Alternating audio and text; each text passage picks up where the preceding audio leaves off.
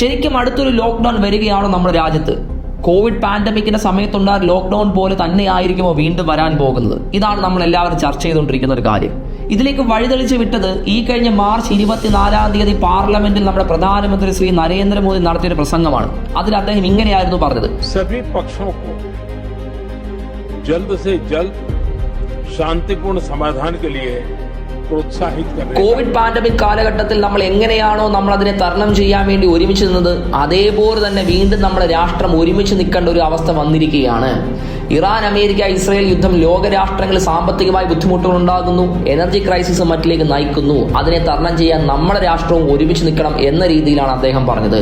അതിനുശേഷം പിന്നെ എല്ലായിടത്തും ഭയങ്കര ചർച്ചയായിരുന്നു. നമ്മുടെ രാജ്യത്തേക്ക് എനർജി ലോക്ക്ഡൌൺ ഉണ്ടാവുകയാണ്, നമ്മുടെ രാജ്യത്ത് ക്രൂഡ് ഓയിൽ റിസർവുകളില്ല, ഫ്യൂവലിന്റെ ലഭ്യതയില്ല, LPGയുടെ LNGയുടെ ലഭ്യതയില്ല, അത് കുറയുകയാണ് എന്നുള്ളത്.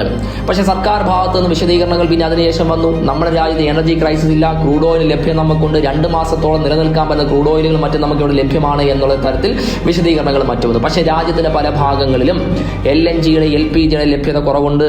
പലയിടത്തും LPG സിലിണ്ടറുകൾ ലഭിക്കുന്നില്ല, ഹോട്ടലുകളും മറ്റും അടച്ചുപൂട്ടുന്ന ഒരു സിറ്റുവേഷനിലേക്ക് പോകുന്നു. പല ഫ്യൂവൽ കമ്പനികളും പെട്രോളിന്റെ ഡീസലിന്റെ പൈസയും മറ്റും എന്ത് ചെയ്ത് വർദ്ധിപ്പിക്കുകയാണ്. അപ്പോൾ ശരിക്കും ഈ 2026 ഗ്ലോബൽ ഫ്യൂവൽ ലോക്ക്ഡൌൺ ഉണ്ടാകാനുള്ള കാര്യം എന്തൊക്കെയാണ് എന്ന് നമുക്കൊന്ന് ചർച്ച ചെയ്യാം. ഇന്ത്യയെ അത് എങ്ങനെ ബാധിക്കും എന്നുള്ള കാര്യം കൂടെ നമുക്ക് നോക്കാം.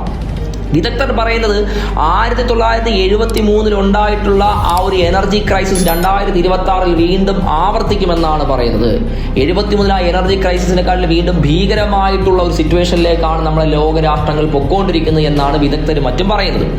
അപ്പോൾ ആ ഒരു ഹോർമൂസ് കടലിടുക്ക് ശരിക്കും ഒരു ജിയോ പൊളിറ്റിക്കൽ ഹാർട്ട് അറ്റാക്ക് മേഖലയായിട്ട് മാറിക്കൊണ്ടിരിക്കുകയാണ്. ഹോർമൂസ് കടലിടുക്കിന് അപ്പുറത്തും ഇപ്പുറത്തും നമ്മളെ വമ്പൻ ചരക്ക് കപ്പലുകളും മറ്റും വന്ന് നങ്കൂരമിട്ട് കിടക്കുകയാണ്, ഒന്ന് കടന്നു പോകുന്നതിന് വേണ്ടി പാസ് ലഭിക്കുന്നതിന് വേണ്ടിയിട്ട്. പക്ഷേ ഇറാന്റെ ശക്തമായ ഇടപെടലുകൾ കാരണം അവിടെ ഒരു ബ്ലോക്കേജ് ഉണ്ടായിരിക്കുകയാണ്, ഒരു ചോക്ക് പോയിന്റ് ആയിട്ട് ഈ പറഞ്ഞ ഹോർമൂസ് കടലിടുക്ക് മാറിയിരിക്കുകയാണ്. അപ്പോൾ ഇതിനുള്ള പ്രധാനപ്പെട്ട ഒരു കാറ്റലിസ്റ്റ് എന്ന് പറയുന്നത് പണ്ട് മുതൽക്കേ തന്നെ ഇറാനും ഇസ്രായേലും തമ്മിൽ നിലനിൽക്കുന്ന യുദ്ധസമാനമായ സാഹചര്യമാണ്. അതിനെക്കുറിച്ച് ഞാൻ മുമ്പ് ഒരു വീഡിയോ ചെയ്തിട്ടുണ്ട്, അത് ഞാൻ ഐ ബട്ടണിൽ കൊടുത്തേക്കാം, നിങ്ങൾ ക്ലിക്ക് ചെയ്താൽ ആ വീഡിയോ വീണ്ടും നിങ്ങൾക്ക് കാണാവുന്നതാണ്. അപ്പോൾ ഹോർമൂസ് കടലിടുക്കിന്റെ ഏറ്റവും പ്രാധാന്യം എന്ന് പറയുന്നത് ലോകരാഷ്ട്രങ്ങളിലേക്കുള്ള ഫ്യൂവൽ ക്രൂഡ് ഓയിലിന്റെ ആ ഒരു ചരക്കിന്റെ ട്രേഡിന്റെ 20% നടക്കുന്നത് ഹോർമൂസ് കടലിടുക്കിലൂടെയാണ്. 3.2 കിലോമീറ്റർ മാത്രം വീതിയുള്ള ചെറിയൊരു ഇടപാതയിലൂടെയാണ് കൂറ്റൻ ചരക്ക് കപ്പലിലും മറ്റും കടന്നു പോകുന്നത്. അവിടെ ഉണ്ടാകുന്ന ചെറിയൊരു ബ്ലോക്കേജ് പോലും ഈ പറയുന്ന ഫ്യൂവൽ ട്രാൻസിറ്റിനെ സാരമായിട്ട് ബാധിക്കുന്നതാണ്. ഇപ്പോൾ തന്നെ ലോകത്തിൽ 20ഓളം രാഷ്ട്രങ്ങൾ ഫ്യൂവൽ ലോക്ക്ഡൌണും മറ്റും ഏർപ്പെടുത്തിയിരിക്കുകയാണ്.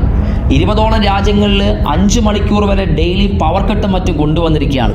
പല ഗവൺമെന്റുകളും സർവൈവൽ മോഡിലേക്ക് മാറിയിരിക്കുകയാണ്. സിയോൾ മുതൽ ലണ്ടൻ വരെ, ബെർലിൻ മുതൽ ടോക്കിയോ വരെയുള്ള ലോകരാഷ്ട്രങ്ങൾ ആ ഒരു സർവൈവൽ മോഡിലേക്ക് മാറിക്കൊണ്ടിരിക്കുകയാണ്. അപ്പോൾ ഈ ഉണ്ടാകുന്ന ആ ഒരു ക്രൈസിസ്, ഹോർമൂസ് മേഖലയിൽ ഉണ്ടാകുന്ന ക്രൈസിസ്, അതിന്റെ കോൺസിക്വൻസസ് എന്തൊക്കെയാണ്, എങ്ങനെയാണ് എന്നുള്ളതോട് നമുക്ക് നോക്കാം. ഏറ്റവും പ്രധാനമായിട്ട് ആ ഹോർമൂസ് കടലിൽ ഉണ്ടാകുന്ന ചെറിയൊരു തടസ്സം പോലും നമ്മുടെ ഫ്യൂവൽ ട്രാൻസിറ്റിനെ സാരമായിട്ട് ബാധിക്കും. ലോകരാഷ്ട്രങ്ങളിൽ ക്രൂഡ് ഓയിൽ എത്തില്ല, അത് എക്കണോമിക് ക്രൈസിസിലേക്ക് പോകുന്നു, മറ്റ് മേഖലകളെ അത് എന്തെങ്കിലും ബാധിക്കുന്നതാണ്. രണ്ടാമതായിട്ട് പറയുന്ന ഷിപ്പിംഗ് കോസ്റ്റുകളും മറ്റും ഉണ്ടായിട്ടുള്ള വർധനമാണ്. അതിൽ ചെറിയൊരു ഉദാഹരണമായിട്ട് പറയുകയാണ് എന്നുണ്ടെങ്കിൽ ഇൻഷുറൻസ് മേഖലയിൽ, ഷിപ്പിംഗ് മേഖല ഇൻഷുറൻസിൽ 25 മുതൽ 30% വരെ എന്ത് ചെയ്തു വർധന ഉണ്ടായിരിക്കുന്നു എന്നുള്ളതാണ്.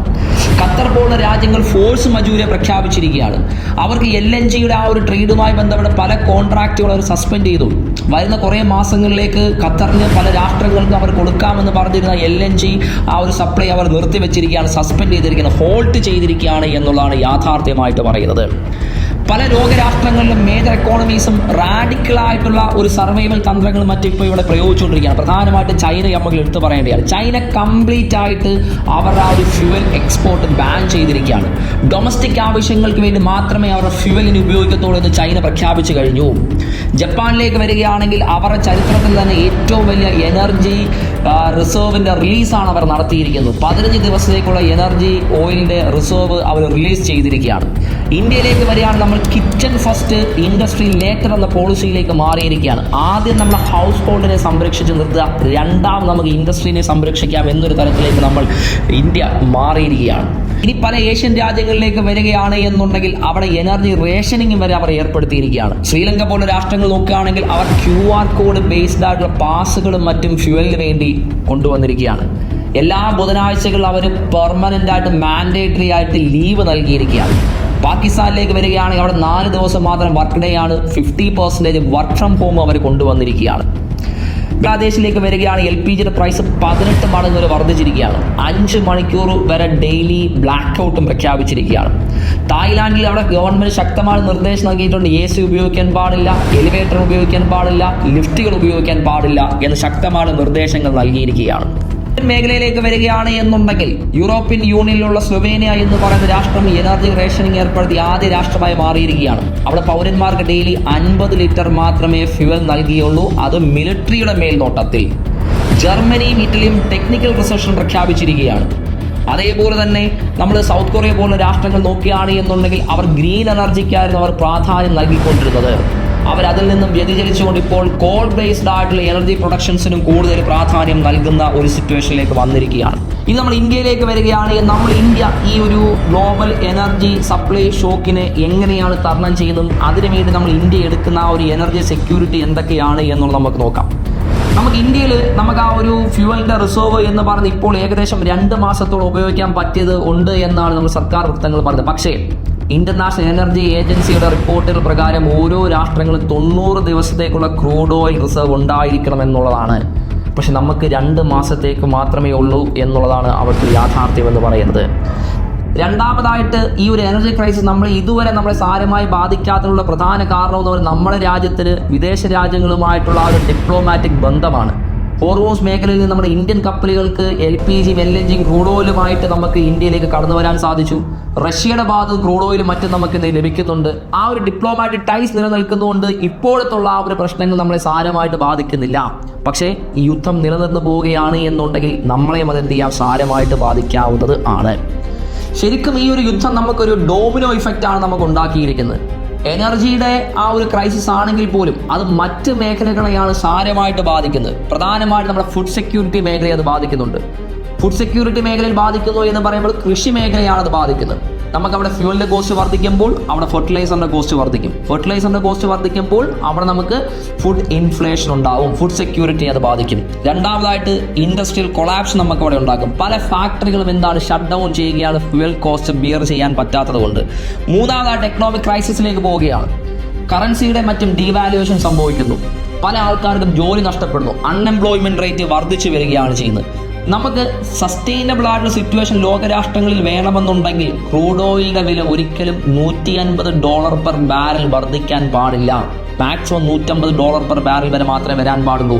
അതിന് മുകളിലേക്ക് പോയി കഴിഞ്ഞാൽ ലോകരാഷ്ട്രങ്ങളെ സാമ്പത്തിക സിറ്റുവേഷനെ അത് സാരമായിട്ട് ബാധിക്കുന്നതായിരിക്കും. ലോകരാഷ്ട്രങ്ങൾ അവരുടെ എനർജി പാത്ത് വരെ മാറ്റിയിരിക്കുകയാണ്. പലരും റിന്യൂവൽ റിസോഴ്സസിലേക്ക് മറ്റും മാറിക്കൊണ്ടിരിക്കുകയാണ്. ഉദാഹരണമായിട്ട് UK പറയുകയാണ് എന്നുണ്ടെങ്കിൽ UK ഒരു സിറ്റുവേഷൻ മുന്നിൽ കണ്ടുകൊണ്ട് അവർ നിർബന്ധമാക്കി പുതുതായിട്ട് പണിയുന്ന എല്ലാ വീടുകളിലും സോളാർ പാനലുകളും ഹീറ്റ് പമ്പുകളും നിർബന്ധമാക്കിയിട്ടുണ്ട്. ഒരു ഗ്ലോബൽ ഷിഫ്റ്റ് സംഭവിക്കുകയാണ്. അടുത്തതായിട്ട് ഒരു ഗ്ലോബൽ ഷിഫ്റ്റ് സംഭവിച്ചുകൊണ്ടിരിക്കുകയാണ്. 2 ലോക രാഷ്ട്രങ്ങൾ രീതിയിലേക്ക് മാറുകയാണ്. ഓയിൽ ഡിപ്പെൻഡന്റ് ലോകരാഷ്ട്രങ്ങളിൽ നിന്നും അതേപോലെ റിന്യൂവബിൾ എനർജി റിസോഴ്സസിനെ ആശ്രയിക്കുന്ന ലോകരാഷ്ട്രങ്ങളിൽ നിന്നും 2 രീതിയിലേക്ക് ആ ഒരു ഗ്ലോബൽ ഷിഫ്റ്റ് സംഭവിച്ചുകൊണ്ടിരിക്കുകയാണ്. ഇതൊക്കെ നമ്മളിപ്പോൾ നോക്കുകയാണ് എന്നുണ്ടെങ്കിൽ എനർജി ഒരു കറൻസിയായി മാറിക്കൊണ്ടിരിക്കുകയാണ്. എനർജി സെക്യൂരിറ്റി ഉണ്ട് എന്നുണ്ടെങ്കിൽ അവിടെ ഒരു രാഷ്ട്രം സർവൈവ് ചെയ്യുമെന്നാണ്. എനർജി സെക്യൂരിറ്റി ഉണ്ട് എന്നുണ്ടെങ്കിൽ രാഷ്ട്രത്തിന്റെ സാമ്പത്തിക വ്യവസ്ഥയും അതേപോലെ ഭദ്രമായിരിക്കുമെന്നാണ്. ആ ഒരു സിറ്റുവേഷനിലേക്ക് മാറിക്കൊണ്ടിരിക്കുകയാണ്. താങ്ക്സ്.